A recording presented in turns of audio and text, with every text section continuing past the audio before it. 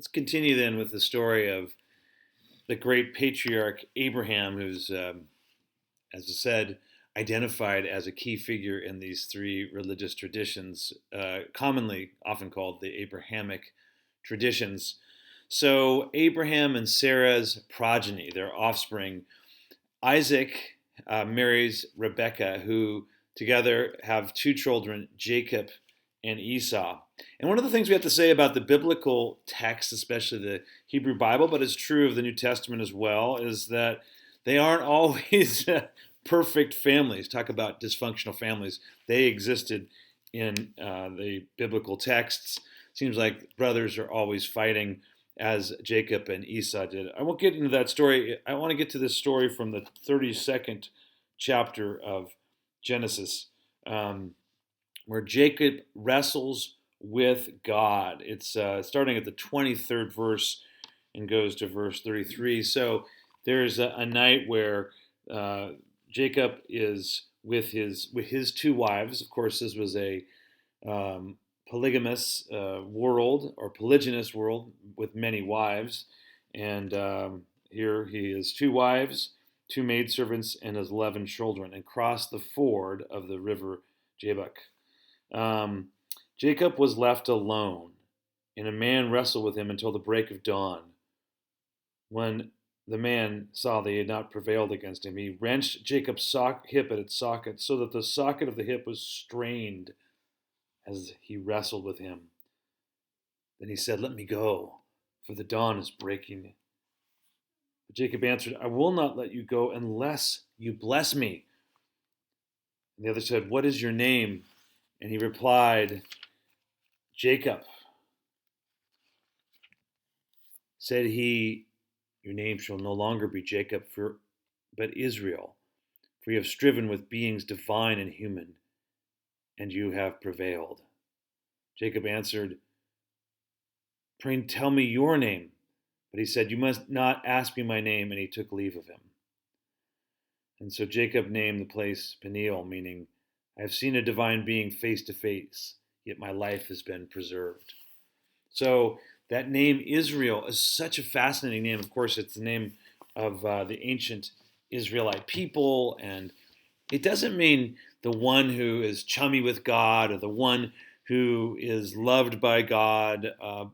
It means, surprisingly, the one who contends with El, or God. And El is just the name for a generic name for God, Israel, the one who contends with God.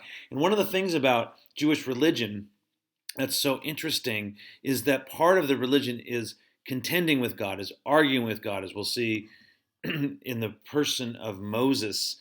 And so even to this day, if you pull out Torah and there's a Jewish scholar near you, he might just say to you, "Let's get together and let's argue Torah. Let's argue about this. Let's contend with this." At any rate, by the end of the book of Genesis, the first book of the Torah, Jacob has 12 children who become the forebears of the 12 tribes of Israel.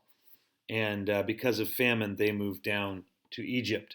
Now, this might be a good point to just take a quick note on to what degree these are historical events, how do historians see them, and so on. And what you can say at this point is, by the time of Abraham, the Bible becomes more clearly associated with specific history. But as for the particular events, there is certainly debate on whether they historically happened or not. And we really get closer to history, at least some historical record outside of the Bible has a historical record, as a historical record, when we get to the time in Egypt. But even then, it's not the kind of record we would be thinking of today as history. But according to the biblical text, there are these 12 children who become the 12 tribes of Israel. So Abraham and Sarah journey, as you can see here. I put together the map of contemporary Middle East, moving through Iraq and so on down into Egypt. And you can see their journeys. This is from a really good book, The Bible for Dummies. Then you get the scene where they move out of Egypt in the Exodus. Here we have a good sense that around the middle 13th century before the Common Era, around 1250, Moses meets God, and God gives the name Yahweh, the one who is. Exodus, as a book, describes the Hebrews' escape from Egypt, and after that, in Exodus 20, there is the description of the 10 Commandments, the so-called Decalogue. Decalogue meaning 10 words. So, one of the things, if you were to take this clip out in the PowerPoint slides, you could look at this scene from the Prince of Egypt where Moses is in exile and he encounters God. And I found it to be, though a cartoon, a quite powerful scene. The first 5 books of the Torah, just to put them together, are Genesis, Exodus, Leviticus, Numbers, and Deuteronomy. And so in that scene where Moses is tending the flock of his father-in-law Jethro, the priest of Midian, he goes and he sees a bush that is burning but is not consumed, and God calls to him out of the bush in the 4th verse of chapter 3, and Moses, kind of like Abraham, says, "Here I am." And God says, "Do not come closer. Remove your sandals from your feet, for the place on which you stand is holy ground." "I am," he said, "the God of your father, the God of Abraham, the God of Isaac, and the God of Jacob." And Moses hid his face, for he was afraid to look at God. And this is that ancient component of the religions of encounter, that to see God was fearful. And perhaps it might blow us away if you looked at that clip from Raiders of the Lost Ark, where to see even the Ark of the Covenant was to turn to ash. This demonstrates this fear, this holy awe of God, the mysterious and tremendous mystery. And God then says, "I've seen the people's trials in Egypt. I've seen how they have been mishandled by as slaves, and I've come down to rescue them from the Egyptians and to bring them out of that land to a good and spacious land, a land flowing with milk and honey." This is the promise, according to the Hebrew Bible, of the land of Israel. "Come, therefore, I will send you to Pharaoh, and you shall free my people, the Israelites, from Egypt." "Whom am I," says Moses, "that I should go to Pharaoh and free the people, the Israelites, from Egypt?" And God said, "I shall be with you. That shall be the sign that I was I who sent you. And you, when you have freed the people from Egypt, you shall worship God at the mountain." And it goes then and continues. "When I come," Moses said to the Israelites, "and say to them, this is the God of the fathers who has sent me," and they ask me, "What is his name?" This is this key idea of you have to know the name of the deity in the ancient Near Eastern world.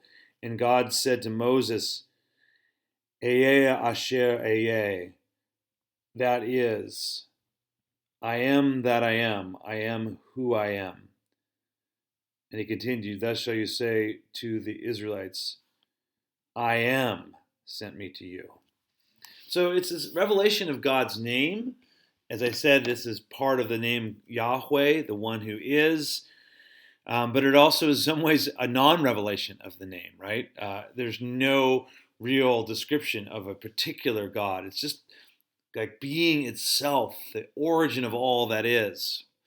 So if you were to watch some of the films of this, of Gods and Men, with Christian Bale or Charlton Heston in the Exodus, these are in the PowerPoint slides, you see the water split. Moses leads the people. They go between the waters and they are free.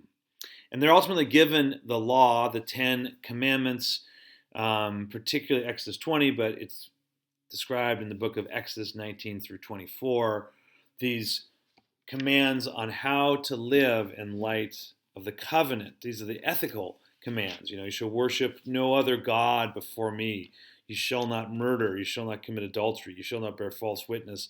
Things that we have perhaps heard before in many ways that are still foundational to our society. But they combine not only ethical commandments, they also combine what we would call um, theological or religious commandments as well. You shall have no graven images, for example.